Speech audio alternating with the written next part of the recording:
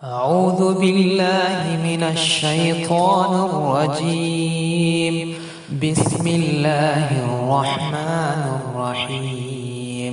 يا أيها الذين آمنوا إذا نودي للصلاة من يوم الجمعة فاسعوا إلى ذكر الله وذروا البيع.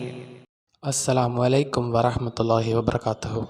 Friday sermon on 21st May 2021, 8th Shawwal 1442 Hijri, delivered by Imam Jamaatul Sahih al-Islam International Hazrat Khalifatullah Hayyadullah Ta'ala bin Nazil Aziz of Mauritius. After greeting all his disciples and all Muslims around the world with the salam, the salutation of peace in Islam, the Khalifatullah Hayyadullah Ta'ala bin Nazil Aziz read the Tashahhud, the Taus, and the Surah Al-Fatiha, and he then focused his sermon on the subject of invitation to Islam and Aqidah Islamiyah. Islamic political doctrine is a political idea, more precisely, the basis of political thought among Muslims. The Aqidah Islamiyah, which represents the certainty on the teachings and pillars of Islam, especially with the advent of a representative of Allah as the greatest teacher, reformer, and ruler of his time, guides the mind and the intelligence of Muslim, and therefore it represents for the Muslim Ummah the intellectual leadership, a leadership chosen by Allah subhanahu wa ta'ala and sent down by His Holy Spirit Ruhul Qudus, and which defines and formulates the point of view concerning life. All laws emanating from this Aqidah are thus a system, ideology, or religion with the state as an integral part.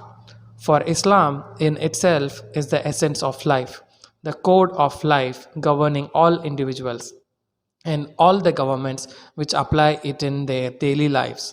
And this with the fear of Allah, the taqwa, and an absolute confidence and belief in the oneness of God, the Tawheed. Islam is not only the governance of the spiritual world but also that of the material world, bringing reconciliation and a balance between the two in the daily life of this world and all its inhabitants. So, with the advent of a messenger of God who comes with the Holy Spirit to define the behavior of man and that of the good governance of this world, including all countries and states, Islam breeds good individual, moral, social, and state health by casting a gentle but fair look at life or with regard to legal reference. Islam is therefore the best guardian for the proper functioning of world society as a whole, including its people, its governments, and all systems approved by Allah, the one God. In the Holy Quran, Allah subhanahu wa ta'ala said, "Have you not seen those who pretend to have believed in what has been revealed to you and what has been revealed before you?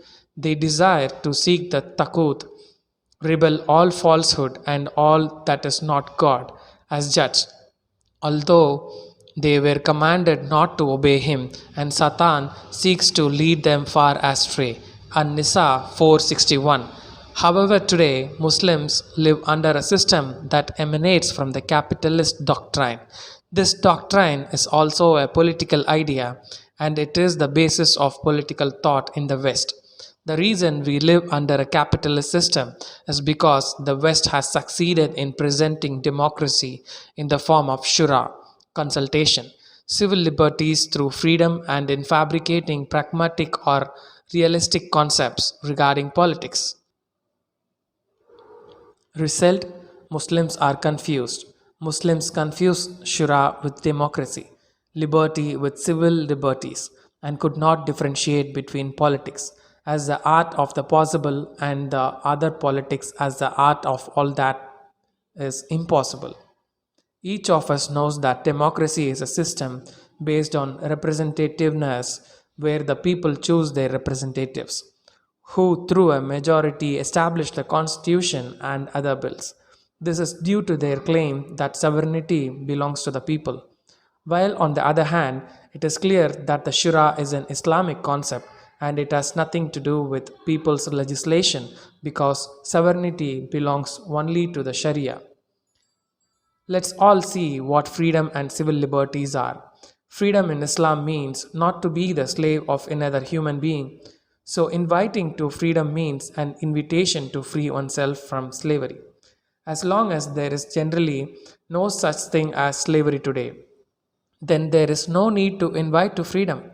In saying this, I'm not denying that there are indeed other forms of slavery that are rotting our society, such as the sale of children, women, and even men for horrible ends, such as prostitution, robbery, forced begging, sale of organs, etc. But speaking holistically as a whole, these forms of slavery are exceptions while most of humanity does enjoy freedom. Also, civil liberties as they exist in Western society are not Islamic in any regard whatsoever concerning. Number one, freedom of belief. Number two, freedom of expression. We are presently witnessing what is happening in Mauritius on the subject of freedom of expression. Number three, freedom of ownership. Number four, personal freedom. Freedom in Islam means not to be the slave of another human being. So, inviting to freedom means an invitation to free oneself from slavery in all its forms. As far as politics is concerned, the West sees it as the art of possible, and that means for them to cling to reality and the status quo, that is, of what they can perceive of this world only. Anything that does not exist in reality is considered an illusion. Politicians in the Muslim world have been infected with these Western views, and they have never worked to change such a status quo. They are not even trying to change the situation they find themselves in, except only through the same status quo and the same already existing political formula. Even when they call for liberation from imperialism, what do we understand by this? What do we understand by imperialism? It is a political strategy of a country to preserve or extend its dominion on the other nations or territories. All they want is to get rid of the military occupation and move closer to democracy, even if the other forms of imperialism are still present. But when we define politics as the art of possibility, it involves the inclusion of things that may not seem practical or seem impossible to some people, when in reality they are not. This definition applies to the current situation as well as any other situation one might think of. Examples: number one, the domestic politics of the West, social evils and solutions. Number two, the Muslim world, disputes over borders. The Islamic solution already exists, that is, no borders. This solution could be rejected on the pretext that is unrealistic. Number three, if a head of a state makes a serious mistake and someone warns the people about it, people will say it is unrealistic. Rather, they will seek another solution within the same political framework, when the correct solution would be to remove the head of state. Number four, if a head of state proposes something, the people will not challenge it, even if it is incorrect. Rather, the people will try to adjust to new situation. The people will never try to question the validity of the idea that has been presented. Today, the Muslim world is suffering because Muslims have abandoned the real politics advocated by Islam. Islam is in itself the solution to all changing situations and problems, and it exists by itself because it is God who is its master, and his messenger representative is the executor of his wishes or commands, so that the world maintains a healthy balance and does not fall into evil and corruption. So we must work to change the situation, arise and create a new world. There is only one God, and this God cannot bear to see his creatures worshipping other creatures or creations of their own imagination and turning his back on him. He is the creator, filled with love, mercy, and empathy. Islam is all about submission to this one God, and to live and feel peace and to spread that peace all over the world so that the divine essence is reflected in everyone. The Holy Prophet Muhammad, peace be upon him, established Islam and suppressed shirk even though Islam was not a reality at that time. The Holy Prophet, peace be upon him, even changed the evil society into a society of righteousness by inviting towards this one God and by cultivating an infinite fear and love for Him to practice the real politics. Unfortunately, unless Muslims awaken from their long sleep, the current political order will continue and we Muslims will gradually be excluded. So, the call for freedom and the liberation of man is a deceptive call. It is a call that fools the masses and misleads them because the situation hardly changes, and this false invitation robs people of the real meaning of liberation or liberty. What will save the world and set it free? It is the invitation to Islam and the spread of the Aqidah Islamia as a unique and distinct doctrine, far from the concept of capitalism, which is responsible for the suffering of people all over the world. May Allah awaken the conscience of Muslims and enable us to unite as one body, whereby there is no hatred, no difference of opinion or dispute. We forget all because we have to return to our Rabb one day. The entire Ummah, all the Muslims should unite together as one body in order to bring the Ummati Wahida, one community of believers, back to Tawheed, inshallah ta'ala al-Aziz.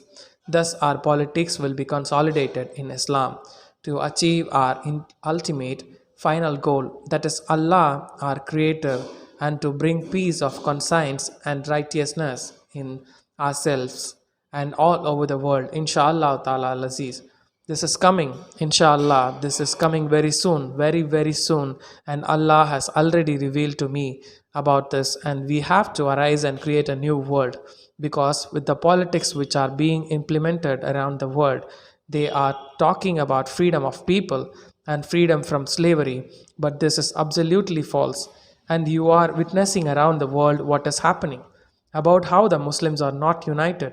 The other people, nations, the people of the other religions have spotted the weakness of the Muslims in that which we are not united. There is no unity among us, and thus they seek to trample upon us, Muslims. It is most unfortunate, sad, when one sees missiles and bombs are being launched to destroy great buildings, and along the way, many people are dying, blood is oozing from everywhere and spreading. Do not forget what I told you before. Allah revealed to me that there shall be rivers of bloods, wars, and that it would not be far for the people to have their thoughts, philosophy, and all their talks concentrated on the virus COVID 19, which is spreading like fire and causing destruction. It has risen and taken the world as a whole like a tsunami. On the other hand, bear in mind that it is not far that even along the COVID 19, you shall see another war, a third world war. It is very near, and besides this third world war, there shall also be strife, wars based on racial discrimination. I had said many more things. Do not think that there shall not be earthquakes and floods which shall wreak havoc. All these will lead millions and millions of people towards death and return to their Lord. Therefore, O Muslims, strive till your last breath. I have made this appeal so many times to live in peace and to be united and to forget all our differences of opinions, to remove all our hatred and jealousy like Allah has revealed, placed in the Holy Quran. We should unite and bring people in the world, not with violence. It is with peace that you shall bring the other people to Islam. Islam meaning peace and submission to Allah. Are you aware how the other people shall fear you? It is when you implement, practice Islam and establish and inculcate that peace and complete submission to God in you and everywhere around you. So may Allah help each one of us to understand this Friday sermon which I have done today. It is food for thought for all of you to ponder over the system of Aqidah Islamia, Sharia, Shuras, and to ponder over spirituality and also upon the laws which the politicians bring forward to their own advantage to fool the masses. That is why in this new century, this is the revelation which has come and which is very, very important. I shall come again on the subject in my other Friday sermon to explain in more details on these words of the revelation: arise and create a new world. This shall come by implementing the messages or revelations that Allah shall send down. Inshallah ta'ala al-Aziz. May Allah help us to understand all this sermon and enable us to be and stay united. Inshallah.